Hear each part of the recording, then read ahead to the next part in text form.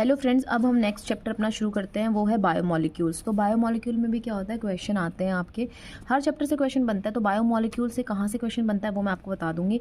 और ये नोट्स मैंने बहुत ही ये थोड़ा ज़्यादा बन गया, ठीक है, बट मैं इसमें बता दूंगी कहाँ कहाँ से करने हैं। और नोट्स का जो मैं यहाँ पे प्रोवाइड कर रही हूँ ना, इससे बाहर सच में जो चैप्टर मैंने करा दिया उससे बाहर क्वेश्चन नहीं आएगा। और अगर आप बुक में से याद करते हो तो बुक में से हम फिर भी भूल जाते हैं, लेकिन अगर हमारे पास नोट्स होते हैं तो हम ईजिली क्रैम करके या याद करके उस चीज़ को रख सकते हैं। क्योंकि बायोमोलिक्यूल हम स्टार्ट करते हैं, तो बायोमोलिक्यूल जब हम स्टार्ट करते हैं तो बायोमोलिक्यूल में सबसे पहले हम पढ़ेंगे कि बायोमोलिक्यूल्स क्या होते हैं। इतना डीप में मत पढ़ो क्योंकि कोई नहीं पूछेगा व्हाट इज़ बायोमोलिक्यूल, ठीक है। तो बायोमोलिक्यूल हम बोल सकते हैं substance that produce by living organism. Living organism के से जो सब्सटेंस बनाते हैं उसे हम क्या बोलते हैं, बायोमोलिक्यूल्स। तो बायोमोलिक्यूल्स में देखो कौन कौन से हैं, carbohydrate, protein, enzyme, vitamin, hormone और न्यूक्लिक एसिड, ठीक है, ये आपके बायोमोलिक्यूल्स हैं। अब मैं एक चीज़ और बताती हूँ, यहाँ पे मैंने जो पिछली वीडियो में बोला है शायद कि मैं ज़्यादा यहाँ पे समझाने ज़्यादा डीप में नहीं जाऊँगी। आप पेपर की तैयारी कर रहे हो तो फोकस करो, सिर्फ जो चीज़ें पेपर में आएंगी उस हिसाब से पढ़ो, इसको स्मार्ट स्टडी करनी है, ठीक है। तो कार्बोहाइड्रेट हम स्टार्ट करते हैं क्योंकि कार्बोहाइड्रेट से भी क्वेश्चन बनते हैं। क्वेश्चन तो हर जगह से बन सकते हैं, कहीं से भी, इसलिए मैं इसे बता दूंगी और उससे बाहर क्वेश्चन नहीं आएंगे। तो कार्बोहाइड्रेट हम स्टार्ट करते हैं। स्पीड मेरी थोड़ी ज़्यादा है, आप स्पीड को स्लो करके भी देख सकते हो। कार्बोहाइड्रेट को हम क्या बोलते हैं, शुगर बोलते हैं, या फिर हम कह सकते हैं उनको हम सैकराइड्स बोलते हैं। और दूसरा हम इसको क्या बोल सकते हैं, hydrates of carbon. Hydrates of carbon हम किसको बोलते हैं, हाइड्रेट्स ऑफ कार्बन, क्योंकि इसमें जो हाइड्रोजन और ऑक्सीजन होता है वो 2:1 में होता है। जैसे वाटर के अंदर क्या होता है, 2:1 में होता है, सेम इसमें होता है, इसीलिए हम क्या बोलेंगे इसको, हाइड्रेट्स ऑफ कार्बन। इसका जर्नल फार्मूला होता है CxH2OY, ये इसका जनरल फार्मूला है। बट ज़रूरी नहीं है कि ये फार्मूले वाले ही सारे कार्बोहाइड्रेट हैं, कुछ ऐसे भी हैं जो इस फार्मूला को फॉलो नहीं करते हैं, फिर भी वो क्या है, कार्बोहाइड्रेट्स, ठीक है। अब हम बात करते हैं यहाँ पे कि इसकी डेफिनेशन के ऊपर। तो कार्बोहाइड्रेट क्या होते हैं, एक तो वो ऑप्टिकली एक्टिव होते हैं, दूसरा क्या हो सकते हैं, वो पॉलीहाइड्रोक्सी कीटोन हो सकते हैं या पॉलीहाइड्रोक्सी एल्डिहाइड हो सकते हैं, ठीक है। कार्बोहाइड्रेट की डेफिनेशन में क्या होगे, हम बोलोगे they are optically active polyhydroxy aldehyde और कीटोन और the compound which produce such units on hydrolysis, कि ऐसे कंपाउंड जो क्या करते हैं जब उनका हाइड्रोलाइसिस करें तो वो क्या बनाएं, या तो कुछ ऐसी यूनिट्स प्रोड्यूस करें जिसमें पॉलीहाइड्रोक्सी कीटोन या पॉलीहाइड्रोक्सी एल्डिहाइड्स हो, ठीक है। तो वो सारे क्या होते हैं, कार्बोहाइड्रेट होते हैं। तो आप 3 पॉइंट इसमें याद रखो, बस ये चीज़ें, इस ज़्यादा कुछ नहीं है। डेफिनेशन कोई नहीं पूछेगा।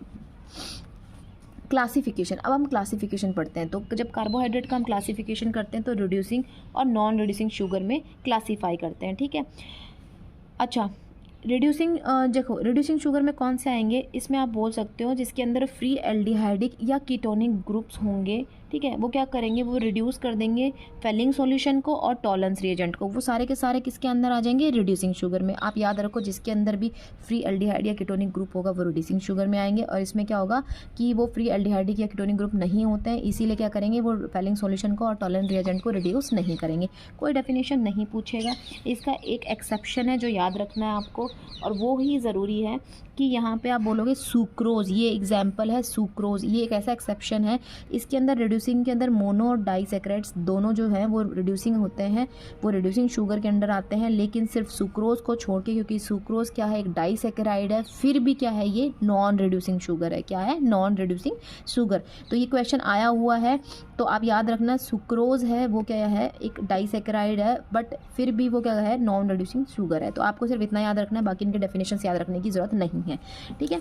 उसके बाद हमने क्लासिफिकेशन कर रखा है, देखो हाइड्रोलाइसिस की बेसिस पे हमने क्लासीफाई करा है, एक मोनोसैकेराइड, फिर डाइसैकेराइड या फिर ओलिगोसैकेराइड्स, और हम बोलेंगे पॉलीसैकेराइड्स।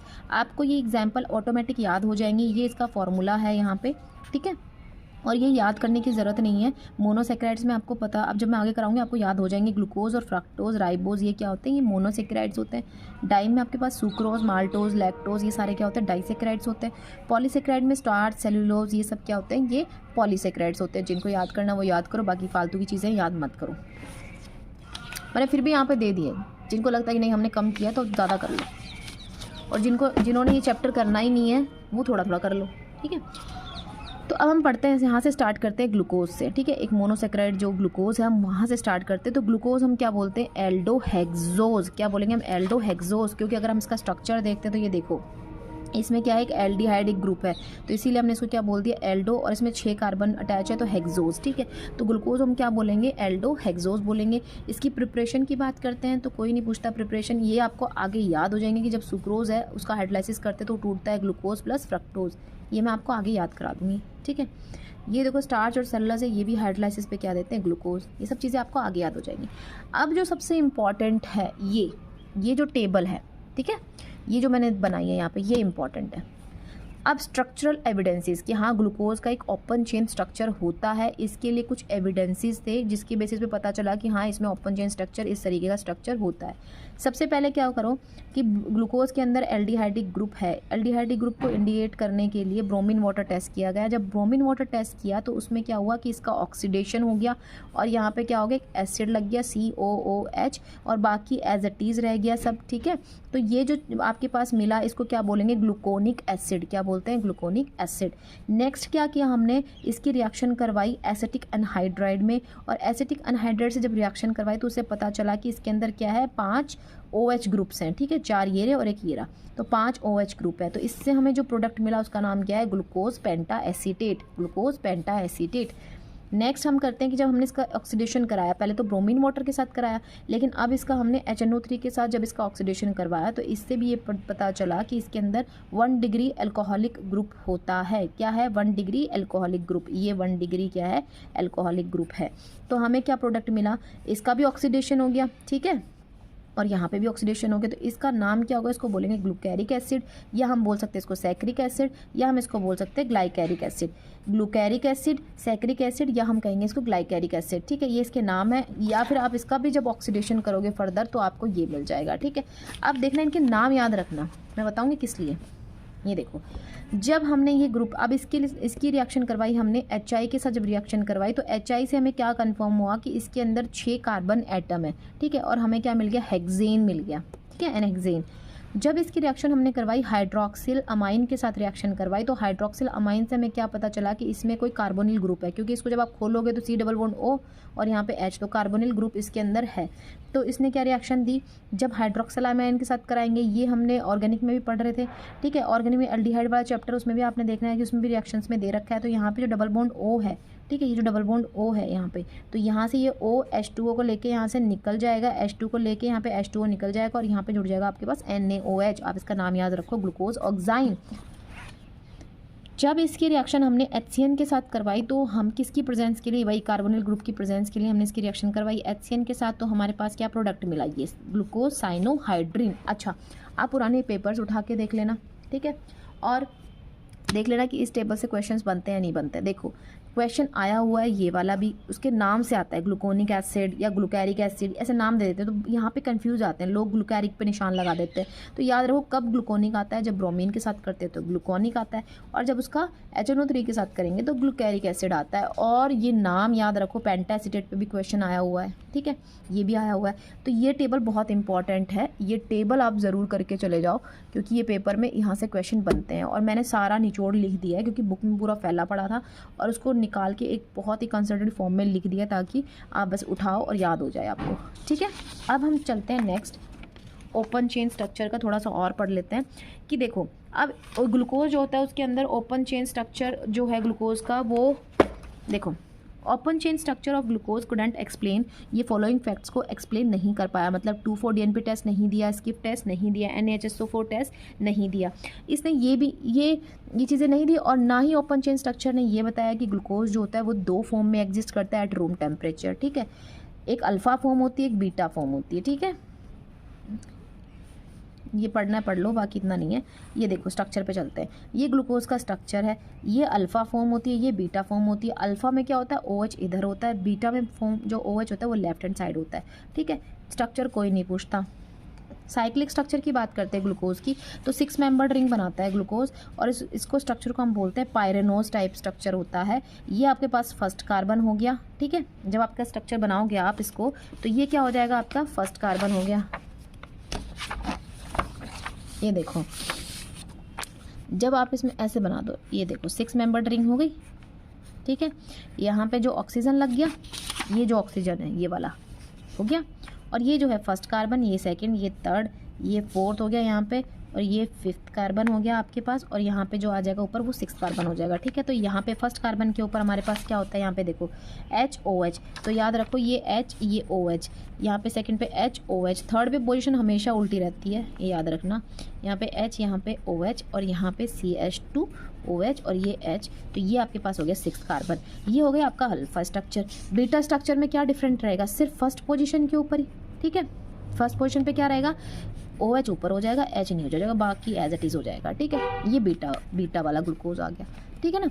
लेकिन पेपर में कोई आपसे स्ट्रक्चर नहीं पूछता है, इसीलिए लोग ना इस चैप्टर को छोड़ जाते हैं। कहीं से स्ट्रक्चर, इतने स्ट्रक्चर कहाँ से याद करें, मत याद करो स्ट्रक्चर, कौन कह रहा है आपको स्ट्रक्चर याद करो, मैं बता रही हूँ आपको क्या चीज़ याद करो इसमें, ठीक है। अब देखो जो ये अल्फ़ा और बीटा फॉर्म्स होती हैं, ठीक है, हैव डिफरेंट कॉन्फ़िगरेशन, इन दोनों के अंदर क्या है, कॉन्फ़िगरेशन डिफरेंट है, सिर्फ एक ही कार्बन के ऊपर, इस वाले कार्बन के ऊपर, जिसको हम बोलते हैं एनोमेरिक कार्बन के ऊपर, ठीक है। इसीलिए दोनों एक दूसरे क्या हैं, एनोमर्स हैं, ठीक है।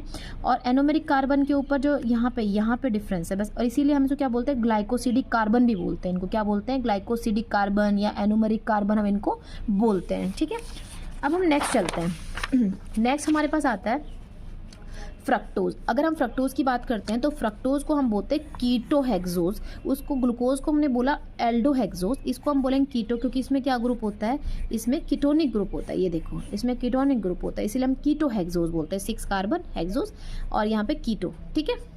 अब हम बात करते हैं यहाँ पे कि ये फ्रक्टोज का स्ट्रक्चर होता है। फ्रक्टोज भी 2 फॉर्म में एग्जिस्ट करता है, अल्फ़ा बीटा फॉर्म में एग्जिस्ट करता है। इसमें बस सिर्फ ये होता है बीटा पोजीशन पे OH इधर होता है, इसमें अल्फ़ा पे इधर होता है, ठीक है। अगर फ्रक्टोज का रिंग स्ट्रक्चर देखते हैं तो फ्रक्टोज में ऐसे 5 मेंबर्ड रिंग बनती है, जिसको हम बोलते हैं फ्यूरेनोज। 5 का मतलब फ्यूरेनोज, ठीक है। कोई क्वेश्चन नहीं आता फालतू का यहाँ से, ठीक है ना, ये चीज़ याद रखो। अच्छा, अब हम चलते हैं यहाँ पे म्यूटा रोटेशन पे। म्यूटा रोटेशन क्या होता है कि म्यूटा रोटेशन हम बोल सकते हैं कि change in specific rotation of an optically active compound with time to an equilibrium value के ऊपर, ठीक है, कि ऑप्टिकली एक्टिव कंपाउंड की स्पेसिफिक रोटेशन के अंदर चेंज हो जाना, that is mutarotation at equilibrium value. तो म्यूटा रोटेशन आपको मैं वही बोल रही हूँ, चीज़ें अगर डीप में पढ़ोगे तो म्यूटा रोटेशन अपने आप में 20 मिनट के आसपास का ये इसकी वीडियो बनती है, जब इसको अच्छे से समझाओ तो, ठीक है। लेकिन हमें क्या करना है, स्मार्ट स्टडी, ये मुझे बार बार बोलना पड़ रहा है। म्यूटा रोटेशन क्या है, जितनी भी रिड्यूसिंग शुगर होती हैं वो सारी की सारी म्यूटा रोटेशन शो करती हैं, ये याद रखो आप। इसकी एक वैल्यू अल्फ़ा जो है इक्विलिब्रियम पे 52.7 वैल्यू याद रखो, ठीक है। अब हम नेक्स्ट चलते हैं। जो छोड़ के जा रहे थे ना उनके लिए मैं बताती हूँ कि देखो कितना ईजी है।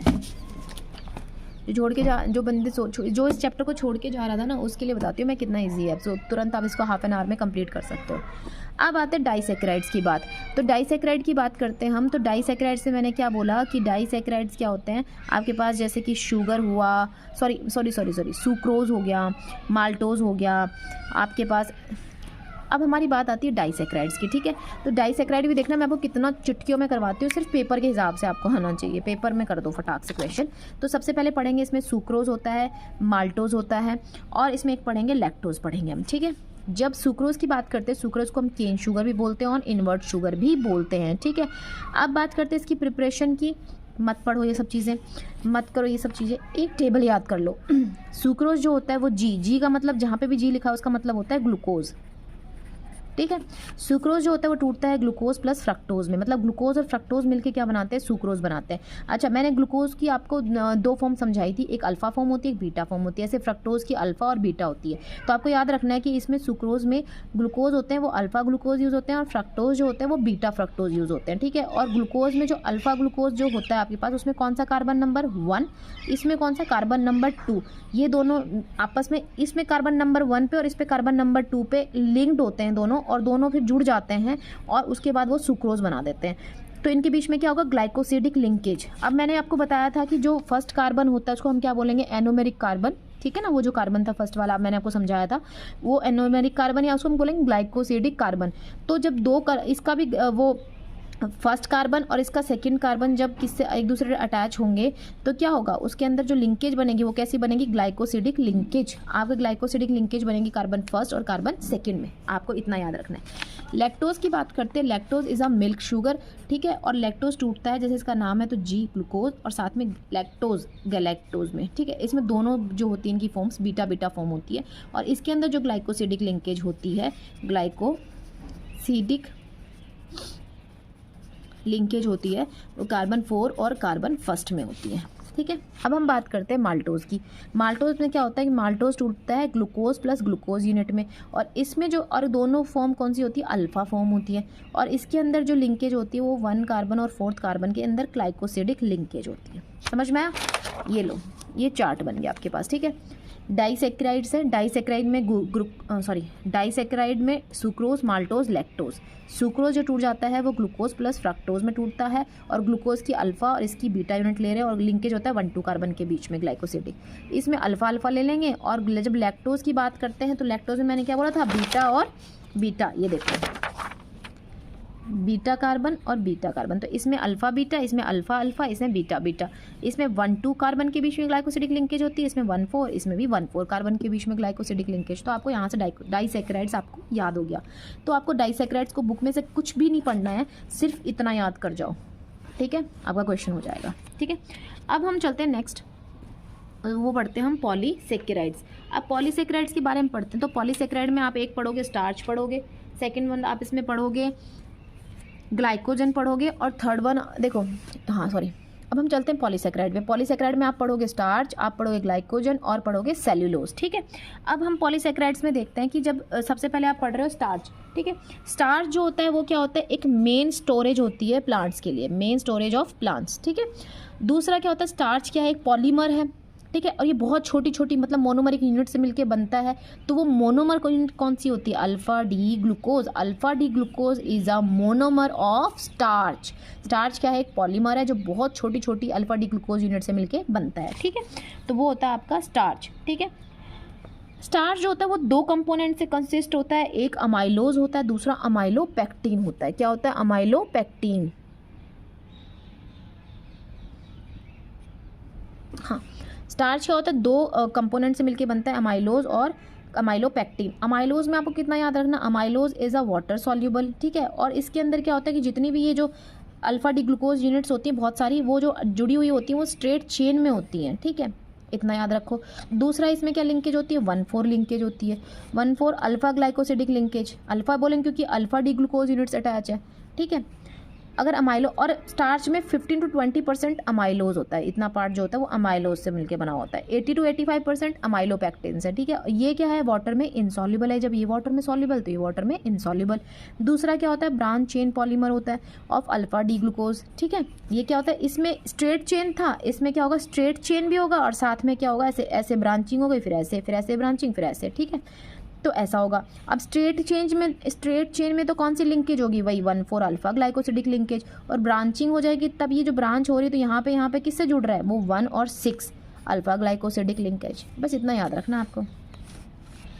नेक्स्ट पढ़ते हैं हम इसमें ग्लाइकोजन। ग्लाइकोजन जो होता है ये एनिमल स्टार्च होता है, ठीक है। और ये मेनली कहाँ पे स्टोर होता है, मेनली मेजर कंस्टिट्यूएंट होता है लीवर का, मसल्स का और ब्रेन का। और जब भी हमें लगता है कि जब हम एक्सरसाइज वगैरह करते हैं, जब भी हमें लगता है कि हमारी बॉडी को ज़रूरत है ग्लूकोज की, तो जो ग्लाइकोजन है, जो एनिमल जो ये स्टार्च ग्लाइकोजन है, ये क्या करता है, ब्रेक डाउन कर जाता है ग्लूकोज में और हमें एनर्जी मिल जाती है, ठीक है। सेलुलोज जो है ये याद रखना, सेलुलोज जो होता है ये स्ट्रेट चेन में बनते हैं, और इसमें कौन से होते हैं, beta D glucose unit involve होती हैं। इसमें देखो सिंपल से याद रखो, पॉलीसेकेराइड में अगर आप स्टार्च की बात करो तो इसमें अल्फा डी ग्लूकोज यूनिट होती हैं, इसकी बात करो तो इसमें बीटा डी ग्लूकोज यूनिट होंगी। और बीटा डी है, सब में लिंकेज 1-4 ही होगा, बस सिर्फ यहाँ पे बीटा लग जाएगा। इनमें भी 1-4 लिंकेज था, बीटा लग जाता है, यहाँ पे भी 1-4 लिंकेज है, सिर्फ सुक्रोज है इसके अंदर 1-2 लिंकेज है। तो बस इतना याद हो गया, होप आपको याद हो गया होगा। अब नेक्स्ट चलते हैं, अब हम पढ़ते हैं प्रोटीन्स में, ठीक है। प्रोटीन जो बायोमोलिक्यूल है हमारे पास, उसके बारे में पढ़ते हैं। प्रोटीन जो होता है वो मिलके बना हुआ होता है नाइट्रोजीनियस ऑर्गेनिक कंपाउंड से मिलके बना हुआ होता है। Protein is also a polymer होता है, और ये बहुत सारी छोटी छोटी जो मोनोमरिक यूनिट, इसमें मोनोमरिक यूनिट कौन सी होगी, alpha amino acids. Amino acid जो है वो इसकी मोनोमरिक यूनिट होंगी। और इसके अंदर जो पॉलीमराइजेशन होता है वो कौन सा होता है, वो कंडेंसेशन पॉलीमराइजेशन होता है। या पॉलीमर के चैप्टर में पढ़ोगे ना, तो पॉलीमर में क्या होगा, पॉलीमर चैप्टर में आपको लिख दिया जाता है कि ये बायोमोलिक्यूल्स में आपने पढ़ा है कि ये सारे प्रोटीन्स, वहाँ पे एग्जाम्पल होते हैं। आप याद रखो, प्रोटीन जो है वो कंडेंसेशन पॉलीमराइजेशन का एग्जाम्पल है। और इसमें जो मोनोमर यूनिट होती है वो कौन सी होती है, अल्फा अमीनो एसिड्स होती है। अमीनो एसिड जो होती है अल्फा वाली, जो अल्फा अमीनो एसिड जो है ये क्या होती है, बाई फंक्शनल मॉलिक्यूल होती है, मतलब इसमें क्या होता है, दो तरह से फंक्शन करती हैं, क्योंकि इसके एक साइड तो एसिडिक ग्रुप लगा हुआ था, दूसरी साइड बेसिक ग्रुप लगा हुआ था, दो तरह के मॉलिक्यूल्स हैं, तो ये क्या होती है, बाई फंक्शनल मॉलिक्यूल होता है, ठीक है, दो तरह से फंक्शन करता है, ठीक है। जैसे आपका स्ट्रक्चर यहाँ से याद रखो, ये एसिडिक ग्रुप रहा, ये बेसिक ग्रुप रहा, आपको याद रखना है, ये अल्फा अमीनो एसिड का स्ट्रक्चर है, ठीक है। अब हम करते हैं इसके अंदर क्लासिफिकेशन। डियर क्लासिफिकेशन ज़रूर याद करके जाना, क्योंकि क्वेश्चन आते हैं इससे। Neutral, acidic, basic. न्यूट्रल की मतलब अगर अमीनो एसिड न्यूट्रल है तो मतलब क्या हुआ, इसमें जो आपने ये एसिडिक और जो ये अमीनो ग्रुप ले रखे हैं वो दोनों बराबर हैं, ठीक है। एसिडिक ज़्यादा मतलब एसिडिक अमीनो एसिड है तो मतलब उसमें एसिडिक ग्रुप ज़्यादा हो गया, अगर बेसिक है तो मतलब बेसिक ग्रुप ज़्यादा हो गया, समझ रहे हो आप। अब इसके एग्जाम्पल है न्यूट्रल के। न्यूट्रल को आप याद रखो गांव से, ठीक है, GAV गांव, ठीक है, इतना आप कोई अपनी ट्रिक ज़्यादा अच्छी बना सकता है तो बना लेना। Glycine, alanine, valine. और एसिड्स जो होते हैं उसके एग्जाम्पल है आग, गांव में आग लग गई, एस्पार्टिक एसिड, एस्पाराजिन, ग्लूटामिक एसिड, ये इसके एग्जाम्पल है। और अगर हम बात करते हैं बेसिक्स में तो बल्लाह ने गाँव में क्या लगा दी, आग लगा दी, ठीक है। तो यहाँ पे क्या बोलोगे आप, लाइसिन, आर्जिनिन और हिस्टडीन, ठीक है, ये आपको याद रखना है, ये आपको याद रखने, क्योंकि इसमें से एग्जाम्पल आ जाता है, ठीक है। अब आता है कि अगर हम सिंथेसिस के बेसिस पे करते हैं तो क्लासिफिकेशन, तो एसेंशियल अमीनो एसिड्स होते हैं और non essential amino acid. Essential amino acid जो होते हैं ये हमारी बॉडी नहीं बनाती, इसे हमें डाइट से लेना होता है, और नॉन एसेंशियल जो होते हैं ये हमारी बॉडी के अंदर बनते हैं। तो इसके एग्जाम्पल्स को याद रखने के लिए आप सिर्फ नॉन एसेंशियल के एग्जाम्पल याद रख लो। गा, ठीक है, गा, ये हो जाएगा ग्लूटामिक एसिड, ये हो जाएगा एस्पार्टिक एसिड, ये हो जाएगा ग्लाइसिन और ये हो जाएगा एलेनिन, ठीक है, ये आप याद रख लो। बाकी सब क्या होंगी, एसेंशियल अमीनो एसिड्स। नेक्स्ट हम पढ़ते हैं प्रॉपर्टीज़ को, ठीक है, अमीनो एसिड्स की। अमीनो एसिड्स क्या होती है, कलरलेस होती है, वाटर सोल्यूबल होती है और हाई मेल्टिंग पॉइंट होता है। अच्छा, ये क्या करती हैं, अब बात करते हैं अगर एक्वस सॉल्यूशन में, एक्वस सॉल्यूशन जब इनका होता है तो क्या होता है, ये ज्विटर आयन फॉर्म करती है। जैसे आपके पास ये अमीनो एसिड है, जब इसका एक्वस सॉल्यूशन में क्या करेगा, ये इस तरीके से ज्विटर आयन बनाएंगे, यहाँ पे क्या होगा, H निकल जाएगा, ये O नेगेटिव चार्ज आएगा, यहाँ पे H आके जुड़ जाएगा तो यहाँ पे पॉजिटिव चार्ज आएगा। मतलब इस तरीके से ये एक स्ट्रक्चर, ये स्ट्रक्चर याद रखना है, अगर पेपर में आया था ज्विटर आयन स्ट्रक्चर क्या होता है, तो ये इस तरीके से स्ट्रक्चर होता है। This is a zwitter ion. देखो ये ज्विटर आयन है, जब बेसिक मीडियम या अल्कलाइन मीडियम दोगे तो यहाँ पे ये इस तरीके से, और इसमें क्या होगा, एसिडिक मीडियम, ठीक है, एसिडिक मीडियम होगा तो इस तरीके से क्या आप यहाँ पे आके आपके हाइड्रोजन जुड़ जाएंगे और पॉजिटिव हो जाएगा, ठीक है। और जब आपका बेसिक मीडियम होगा तो यहाँ पे हाइड्रोजन एक्सट्रैक्ट हो जाएगा, ठीक है। तो ये चीज़ आपको याद रखनी है बस ये, और इसमें मेन आपको याद रखना है ज्विटर आयन का, ठीक है, ज्विटर आयन का स्ट्रक्चर क्या है बस। आइसोइलेक्ट्रिक पॉइंट, आइसोइलेक्ट्रिक पॉइंट में क्या बोल सकते हैं, at this point amino acids have least solubility in water and easily separate हो जाती है इस पॉइंट के ऊपर। The pH eight which dipolar ion, जो ज्विटर आयन है जिसको हमने क्या बोला, डाइपोलर, क्योंकि इसमें दो पोल्स हैं, ये देखो डाइपोलर आयन जो होता है वो एग्जिस्ट कैसे करे, न्यूट्रल आयन की तरह एग्जिस्ट करे, तो उसको बोलते हैं आइसोइलेक्ट्रिक पॉइंट। ऐसा पॉइंट जहाँ पे क्या होता है, ये ज्विटर आयन जो होता है ये न्यूट्रल आयन की तरह बिहेव करे तो वो होता है आइसोइलेक्ट्रिक पॉइंट बस। ग्लाइसिन को छोड़ के जितनी भी अमीनो एसिड्स हैं सारी की सारी क्या होती है, ऑप्टिकली एक्टिव होती हैं, एक्सेप्ट ग्लाइसिन, तो एक्सेप्शन याद रखना है। DL फॉर्म दोनों में एग्जिस्ट करते हैं, हाँ ये वही बताया कि अमीनो एसिड जो होती है एग्जिस्ट करती है D और L फॉर्म में एग्जिस्ट करती है। जो नेचुरली जो हमें अमीनो एसिड मिलती है उसकी कॉन्फ़िगरेशन क्या होती है, उसकी कॉन्फ़िगरेशन होती है L कॉन्फ़िगरेशन, मतलब आपकी NH2 आपकी किस साइड हो, लेफ्ट हैंड साइड, अगर ये राइट हैंड साइड की तरफ चला जाएगा तो यहाँ पे इसकी कॉन्फ़िगरेशन चेंज हो जाएगी, तो अभी इसको क्या बोलेंगे, L अमीनो एसिड्स, ठीक है। इसका ये वाला याद रखो कि नेचुरल फॉर्म में कैसे एग्जिस्ट करती है, L कॉन्फ़िगरेशन की फॉर्म में, ठीक है।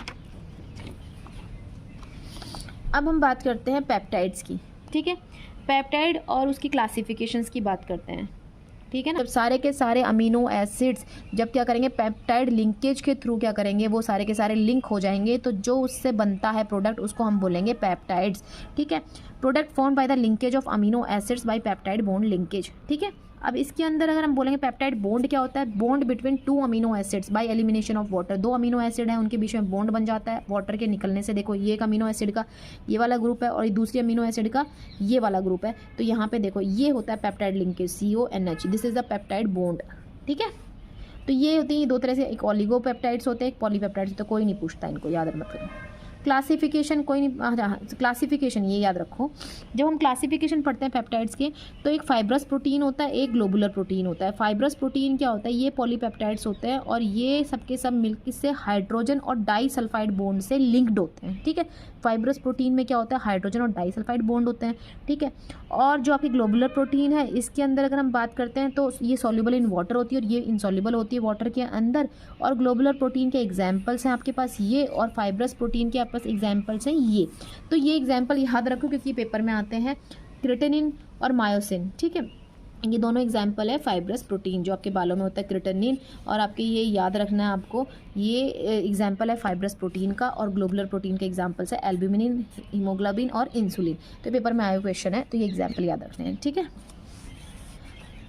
स्ट्रक्चर की बात करते हैं तो एक प्राइमरी स्ट्रक्चर होता है अगर हम बात करें, दूसरा इसका सेकेंडरी स्ट्रक्चर होता है, ठीक है। अगर हम प्राइमरी स्ट्रक्चर की बात करते हैं, ठीक है, प्रोटीन्स की अगर प्राइमरी स्ट्रक्चर की बात करते हैं तो linear sequence of amino acid held by peptide bond, linear structure होता है और जितने भी अमीनो एसिड है वो पेप्टाइड बॉन्ड से लिंकेज होती है उनकी, ठीक है। अगर अब हम बात करते हैं सेकेंडरी स्ट्रक्चर, सेकेंडरी स्ट्रक्चर भी क्या होता है, इसका दो तरीके का होता है। इसमें क्या होता है, दो, it is mainly of two type, एक अल्फा हेलिक्स होता है और एक होता है बीटा प्लेटेड, ठीक है। अल्फा हेलिक्स में क्या होता है, हाइड्रोजन बॉन्ड होते हैं, और बीटा प्लेटेड जो होता है उसके अंदर क्या होती है, इंटरमोलिकुलर हाइड्रोजन बॉन्डिंग होती है, ठीक है ना। और इसके अंदर क्या होता है, आपके पास हाइड्रोजन बॉन्ड होता है किसके बीच में, carbonyl oxygen of first amino acid to the amide nitrogen of fourth amino acid के बीच में। देखो ये carbonyl oxygen of first amino acid और amide nitrogen of fourth amino acid के बीच में क्या होता है, हाइड्रोजन बॉन्ड होता है। बीटा प्लेटेड होता है, ये प्लेनर नहीं होता। इसके एग्जांपल याद रखो, बस बाकी कहानी मत याद रखो। बीटा प्लेटेड का एग्जांपल है सिल्क फिब्रोइन। अगर कोई पूछे सेकेंडरी स्ट्रक्चर तो उसका एग्जांपल है सिल्क फिब्रोइन। अगर कोई पूछे बीटा प्लेटेड का बताओ तो भी सिल्क फिब्रोइन। अल्फा का एग्जाम्पल है मायोसिन और क्रिटेनिन। तो सिर्फ एग्जाम्पल याद रखो, बाकी मत फालतू की चीज़ें याद रखो। अब अगर हम इसका पढ़ते हैं टर्सरी स्ट्रक्चर, क्या पढ़ रहे हैं, टर्सरी स्ट्रक्चर। तो टर्सरी स्ट्रक्चर जो होता है ना उसमें सबसे ज़्यादा बॉन्ड्स होते हैं। ये बॉन्ड देखो, हाइड्रोफोबिक, हाइड्रोजन आयनिक इंट्रैक्शन, वन डर वाल और डाइसल्फाइड। सबसे ज़्यादा बॉन्ड किस में होता है, टर्सरी स्ट्रक्चर्स में 5 बॉन्ड होते हैं, याद रखना।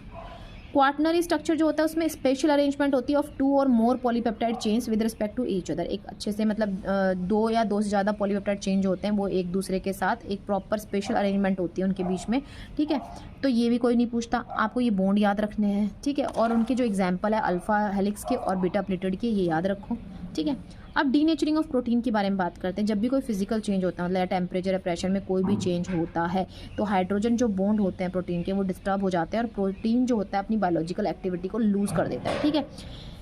डीनेचुरेशन ऑफ प्रोटीन में क्या होता है, कैन चेंज इन 2 डिग्री और 3 डिग्री स्ट्रक्चर में चेंज हो जाते हैं। प्राइमरी जो 1 डिग्री रिमेन्स इंटैक्ट रहता है, ठीक है। 1 डिग्री जो स्ट्रक्चर होता है प्रोटीन का वो तो वैसे के वैसे रह जाएगा, और 2-3 स्ट्रक्चर जो होता है वो क्या करते हैं, वो चेंज कर जाते हैं। कोई नहीं पूछता यहाँ पे, इसकी एग्जाम्पल याद रखो बस। डीनेचुरेशन ऑफ प्रोटीन का, जैसे आपका एग वाइट जब आप बनाते हो तो वो कोगुलेशन हो जाना, दही का जमना, formation of cheese when an acid added to milk, जब कोई एसिड मिल्क में ऐड करते हैं तो हम चीज़ बन जाना, पनीर बन जाना। तो ये सारे एग्जाम्पल हैं और ये सारे क्या है, डीनेचुरेशन ऑफ प्रोटीन। बस इतना याद रखो, फालतू की चीज़ें कुछ मत याद रखो। अब हम बात करते हैं एंजाइम्स की। एंजाइम बायोकैटलिस्ट होते हैं, प्रोड्यूस बाय लिविंग सेल, ठीक है। नेचुरली ऑकरिंग सिंपल और कंजुगेटेड प्रोटीन होते हैं ये। सम एंजाइम्स में भी नॉन प्रोटीनियस होते हैं। एंजाइम इतना ही बहुत है। अब हम बात करते हैं हॉर्मोन्स की बात करेंगे तो ये हार्मोन जो होते हैं port in blood bye endocrine gland. Endocrine gland क्या करते हैं, हार्मोन को सीक्रेट करते हैं और वो हमारे फिर सीक्रेट करके कहाँ डालते हैं, ब्लड में डालते हैं। ब्लड से हमें जहाँ पे जरूरत होती है पहुँच जाते हैं। इंटरसेल्युलर मैसेंजर होता है हार्मोन्स, ठीक है। टाइप ऑफ हार्मोन्स की बात करते हैं, यहाँ से क्वेश्चन आया हुआ है। तो ये अमीनो एसिड डेरिवेटिव होते हैं, दूसरा स्टीरॉयड होते हैं, तीसरा पॉलीपेप्टाइड्स होते हैं, ठीक है। तो यहाँ से एक बार एग्जाम्पल आया था, दिस इज ये वाला, ठीक है। तो हार्मोन आपको याद रखना है। तो जो अमीनो एसिड डेरिवेटिव है उसके एग्जांपल है एपिनेफ्रिन, नॉरनेफ्रिन। अगर स्टीरॉइड्स की बात करते हैं तो एस्ट्रोजन और एंड्रोजन्स, और पॉलीपेप्टाइड की बात करते हैं तो इंसुलिन और एंडोरमॉर्फिन। ये एग्जांपल आपको याद रखने हैं। इतना ही हार्मोन आपको याद रखना है, इसी में से क्वेश्चन बन जाता है, इतना सा हार्मोन में, ठीक है। नेक्स्ट चलते हैं हम विटामिन में। विटामिन में क्वेश्चन आते हैं ए, डी, ई के, ये फैट सोल्यूबल विटामिन होती है, बाकी सब क्या होती है, वो वाटर सोल्यूबल विटामिन होती हैं। विटामिन जो है ना उसका चार्ट आपकी बुक में होगा, तो वो सारे विटामिन वहाँ से याद कर लेना। ठीक है, विटामिन का चार्ट आप पूरा याद कर लेना, इसलिए मैंने यहाँ लिखा नहीं है। नेक्स्ट चलते हैं हम न्यूक्लिक एसिड। न्यूक्लिक एसिड क्या होता है? ये पॉलीमर होता है किसका? ऑफ न्यूक्लियोटाइड्स का। ठीक है, न्यूक्लियोटाइड इसकी मोनोमर यूनिट होती है और ये पॉलीमर होता है किसका? न्यूक्लियोटाइड का। ये एक पॉलीमर है, इसकी मोनोमर यूनिट्स क्या होती है? न्यूक्लियोटाइड। ठीक है, ये जो न्यूक्लिक एसिड होता है ये प्रेजेंट कहाँ होता है? न्यूक्लियस में प्रेजेंट होता है, हमारे जो लिविंग सेल्स होते हैं उनके न्यूक्लियस में प्रेजेंट होता है। इसका काम क्या होता है? जितनी भी हेरिडिटरी कैरेक्टर्स होते हैं उसको ट्रांसफर करने का काम आता है। ठीक है, बायोसिंथेसिस ऑफ प्रोटीन होता है इसके अंदर। ठीक है, न्यूक्लियोटाइड की बात करते हैं तो न्यूक्लियोटाइड किससे मिलकर बनता है? एक बनता है पेंटोज शुगर, नाइट्रोजीनियस बेस और phosphate group, PO4 negative, this is a phosphate group. ठीक है, पेंटोज शुगर इसमें कौन कौन से? डीऑक्सी राइबोज होती है और राइबोज होती है। नाइट्रोजन बेस कौन से होते हैं? प्रिडिन और प्यूरिन होता है। प्रीमाइडिन और प्यूरिन होता है। प्यूरिन के अंदर आता है AG और पिरिमिडिन के अंदर क्या आता है? UTC। ठीक है, uracil, thymine, cytosine, adenine, guanine, ये याद रखना। प्यूरिन छोटा है तो इसमें 2 आएंगे, पिरिमिडिन बड़ा है तो इसमें 3 आएंगे। ठीक है, याद रखना। और प्यूरिन छोटा है, आग से याद रखो, एडेनिन, गुआनिन। ठीक है, ये याद रखो। नेक्स्ट अब हम चलते हैं न्यूक्लिक एसिड में। न्यूक्लिक एसिड के टाइप पढ़ते हैं। एक DNA होता है, डीऑक्सीराइबोन्यूक्लिक एसिड। एक बार तो बहुत पहले, अब तो पेपर इतना इजी नहीं आता कि आपसे फुल फॉर्म पूछे, जिसमें फुल फॉर्म पूछ रखी थी बस। तो DNA की होती है डीऑक्सीराइबोन्यूक्लिक एसिड। RNA की होती है राइबोन्यूक्लिक एसिड। RNA जो होता है mRNA, RRNA, tRNA, 3 टाइप का होता है। ठीक है, अब हम पढ़ते हैं स्ट्रक्चर न्यूक्लिक एसिड का। न्यूक्लिक एसिड का प्राइमरी स्ट्रक्चर और सेकेंडरी स्ट्रक्चर। प्राइमरी स्ट्रक्चर की बात करते हैं तो इसमें क्या होता है? न्यूक्लियोटाइड्स जो होते हैं वो सारे के सारे लिंक्ड होते हैं किससे? फोस्फोडाइएस्टर लिंकेज से बिटवीन 5th और 3rd carbon atom of pentose sugar. ठीक है, 5वें और 3रे कार्बन एटम पे कोई नहीं पूछता। सेकेंडरी स्ट्रक्चर जो होता है अगर हम इसमें बात करते हैं तो ये ऐसा होता है, डबल हेलिक्स स्ट्रक्चर होता है। एक बार आया था कि डबल हेलिक्स स्ट्रक्चर जो था वो किसने दिया था? वो वॉटसन एंड क्रिक ने दिया था। वॉटसन एंड क्रिक ने दिया था। ठीक है, और ये क्या होते हैं? ये जो स्ट्रैंड्स होते हैं एक दूसरे के कॉम्प्लीमेंट्री होते हैं। ठीक है, बिकॉज इनके बीच में क्या होता है? हाइड्रोजन बॉन्ड प्रेजेंट होते हैं। इनकी जो स्पेसिफिक पेयर्स बताए थे मैंने, प्यूरिन और पायरिमिडीन वाले, उनके बीच में। ठीक है, जो बेस होते हैं उनके बीच में वो सारे क्या है? बेस है। ये देखें, ये रहे इनके बीच में। ठीक है, अब देखो यहाँ पे देखो, एडेनिन और थाइमिन के बीच में हमेशा जो हाइड्रोजन बॉन्ड होंगे वो डबल होगा। फिर इसमें 3 बॉन्ड होंगे। साइटोसिन और गुआनिन के बीच में क्या होगा? 3 बॉन्ड्स होंगे। देखो, एडेनिन थाइमिन के बीच में डबल बॉन्ड, इनके बीच में ट्रिपल बॉन्ड। ठीक है, RNA की बात करते हैं, ये सिंगल स्ट्रैंड, जैसे ये डबल हेलिक्स स्ट्रक्चर होता है, इसमें क्या होता है? सिंगल स्ट्रैंड होता है। ठीक है, अब चारगफ रूल होता है, चारगफ रूल को याद रखो। इसमें क्या होता है? Amount of purine base is equal to amount of pyrimidine base. ठीक है, A और T के बीच में हमेशा 2 हाइड्रोजन बॉन्ड होते हैं। GC के बीच में हमेशा 3 हाइड्रोजन बॉन्ड होते हैं। DNA के अंदर, RNA के अंदर क्या होता है? ये T जो होता है ये हट जाता है, इसकी जगह यूरोसिल वाला U आ जाता है और इनके बीच में क्या होता है? Double bond. ट्रिपल बॉन्ड तो GC के बीच में ही होता है। ठीक है, ये याद रखना आपको क्योंकि पेपर में पूछ लिया जाता है। अब हम बात करते हैं रेप्लिकेशन की। देखो, सिंगल DNA, ठीक है, वो 2 आइडेंटिकल कॉपी बना देता है। कि रेप्लिकेशन में क्या होता है कि आपके पास एक सिंगल DNA वो रेप्लिकेट करके 2 अपनी जैसी कॉपियां बना देता है। ठीक है, प्रोटीन सिंथेसिस क्या होता है? 2 स्टेप का प्रोसेस होता है। एक होता है ट्रांसक्रिप्शन, एक होता है ट्रांसलेशन। एक बार पूछा था कि synthesis of protein in cytoplasm of cell, उसको हम क्या बोलते हैं? ट्रांसलेशन। और यहाँ होता है सिंथेसिस। ट्रांसक्रिप्शन क्या होता है? सिंथेसिस या फॉर्मेशन ऑफ RNA का बनना ट्रांसक्रिप्शन। ट्रांसलेशन क्या होता है? प्रोटीन का बनना। ठीक है, mRNA से क्या बन रहा है? प्रोटीन बन रहा है। ठीक है, this is a translation process. Translation, protein का फॉर्मेशन होना और इसमें RNA का फॉर्मेशन होना। ठीक है, जेनेटिक कोड में बताएंगे कि लीनियर सीक्वेंस होते हैं 3 न्यूक्लियोटाइड्स का, ट्रिपलेट होता है इन DNA और RNA। 3 न्यूक्लियोटाइड, मान लो UAC करके, ये 3 न्यूक्लियोटाइड्स हो गए, इनका लीनियर सीक्वेंस होना, बिल्कुल लीनियरली आप जुड़ना, तो वो क्या होते हैं? वो जेनेटिक कोड होता है, उनका जेनेटिक कोड मिलता है। तो यहाँ पे कुछ नहीं इतना स्पेशल। म्यूटा रोटेशन क्या करता है? जेनेटिक डिसऑर्डर करना, म्यूटेशन होना, म्यूटा रोटेशन कहाँ से याद आ गया? म्यूटेशन मीन्स कोई चीज़ म्यूटेट कर जाना, मतलब उसकी जेनेटिक जो होती है, जो उनका कोड होता है उसके अंदर कुछ चेंज आ जाना, मतलब उसकी जैसे क्या होता है? जेनेटिक डिसऑर्डर्स हो जाते हैं। ठीक है, तो इतना, तो ये चैप्टर मैंने यहाँ पे कंप्लीट करा दिया है और मैंने अपनी तरफ से बहुत स्पीड में कराया ताकि वीडियो छोटी बने और आपके पास भी उतना टाइम नहीं है, तो फटाफट आपका रिवीजन हो जाए। और मैं वही बोल रही हूँ, गारंटी के साथ बोल रही हूँ, इससे बाहर क्वेश्चन नहीं आएगा, आप ये कर लो, that is more than enough. तो बाय, मिलते हैं नेक्स्ट वीडियो में।